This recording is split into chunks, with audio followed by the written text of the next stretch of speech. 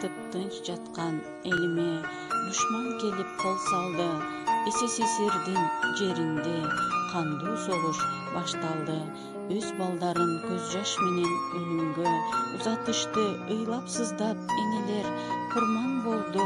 Баатыр болду нечендер, жашасын деп бизди ушул өмүрдө. Кан согушка апалар да барышкан, өмүрлөрүн тобокелге салышкан.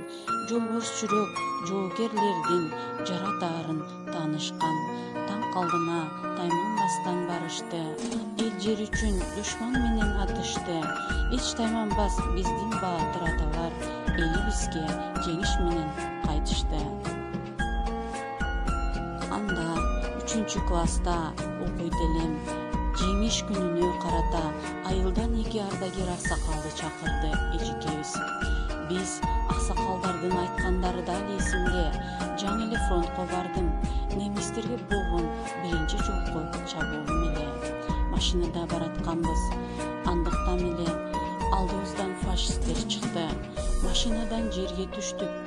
Дегиче эле жаныбызга бомба түшүп, жанымдагы жоокердин бутун алып кетти дегени эсимде калган.